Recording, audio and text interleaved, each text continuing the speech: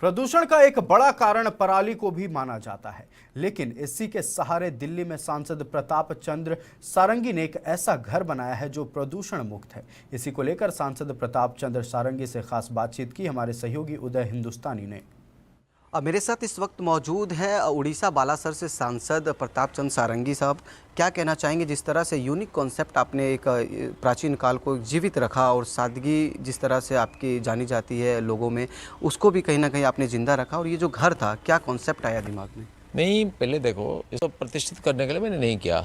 जैसा हमारा श्वास प्रश्वास स्वाभाविक रीति से चलता है, इसको कोई इफेक्ट मैंने इफोर्ट करके नहीं करता है, चेष्टा करके नहीं करते हैं, वैसा भी एक स्वाभाविक विषय है।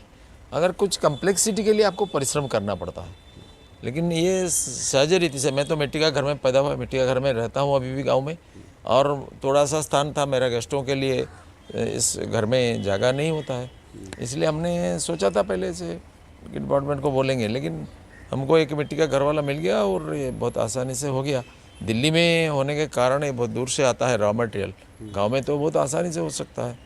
अक्सर ऐसे समय में जब पक्के मकान की लोग सपना देखते हैं, और ऐसे में कहीं ना कहीं मिट्टी का घर एक प्रदूषण मुक्त भी है, क्योंकि अक्सर आज जो सीमेंट यूज़ होता है उसमें प्रदूषण होता है। पराली सबसे, अपने उसमें पराली भी यूज़ की है। हम पराली को सकारात्मक यूज़ करना, इसके प्रदूषण बंद कर सकते हैं। जैसा पराली को हमने इस घर में यूज़ किया, पराली का अच्छा खाद बन सकता है, पराली से पावर जनरेट हो सकता है, पराली से कई प्रकार का सामग्री बन सकता है, लेकिन इस दिशा में कम नहीं किया गया और इससे पराली को गाली कर दें। अगर पराली को आप कंस्ट्रक्टिव यूज़ करेंगे तो पराली प्रदूषण से हट जाएगा। अच्छा, पराली का कंट्रीब्यूशन प्रदूषण में मुझे जहाँ लगता है वो लगभग 7-8% हो सकता है, लेकिन जो सीमेंट कंक्रीट का कंस्ट्रक्शन होता है, जो इंडस्ट्रीज़ है, जो व्हीकल्स है, इसका प्रदूषण के कंट्रीब्यूशन 90% से ज़्यादा है। इसके बारे में कोई नहीं बोलते हैं। इसको संयत करने के लिए, रिड्यूस करने के लिए कोई नहीं बोलता है। एक घर में 5-5 गाड़ियाँ चलता है, हर एक व्यक्ति एक गाड़ी, इसलिए। और पब्लिक ट्रांसपोर्ट का जितना ज़्यादा यूज़ करेंगे तो ये कमेगा, घटेगा। और मुझे लगता है मिट्टी का घर, मैं कुछ को एडवाइस नहीं करता हूँ, ये मेरा हक नहीं है। मैं किसी को सलाह भी नहीं देता हूँ, लेकिन मैं चाहता हूँ जिनको आग्रह है, रुचि है और कम लागत में जो घर बनाने को चाहते हैं, वो मिट्टी का घर ही एक विकल्प है। आप देखो, ये जो खट है, बेड है, ये मिट्टी में बन गया। अगर एक पलंग बनाते हैं तो कितना हज़ार, 20,000, 50,000, लाख तक हो सकता है। एक सोफ़ा सेट बनाने में कितना पैसा लगता है, लकड़ी का होता तो, लेकिन मिट्टी में बन गया, कोई ज़्यादा कीमत नहीं है मिट्टी को ट्रांसपोर्टेशन में जितना लगा है। और इसलिए ऐसा बन सकता है। अगर ये टूट गया भी तो आप आसानी से घर का लोग मिल करके फिर इसको खड़ा कर सकते हैं, कोई मिस्त्री की ज़रूरत नहीं है।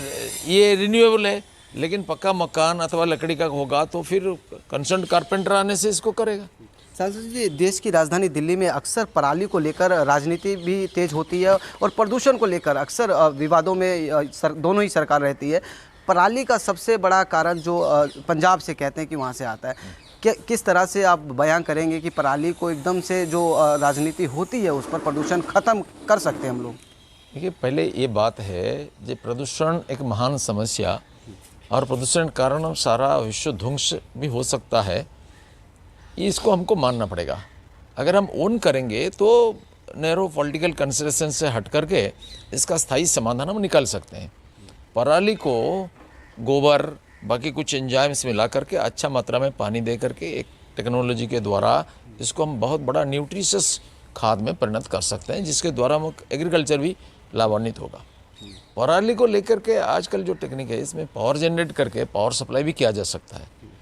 ऐसा घर में पराली का उपयोग कम होता है, इसके पूरा पराली को कंज्यूम नहीं कर सकता है, क्योंकि आजकल ज़्यादातर लोग मिट्टी का घर नहीं बनाते, लेकिन पराली का भिन्न भिन्न प्रकार उपयोग हो सकता है। पराली में छोटा छोटा कटेज इंडस्ट्री बन सकता है, पराली में प्लेट बन सकता है, पराली का कई प्रकार उपयोग हो सकता है।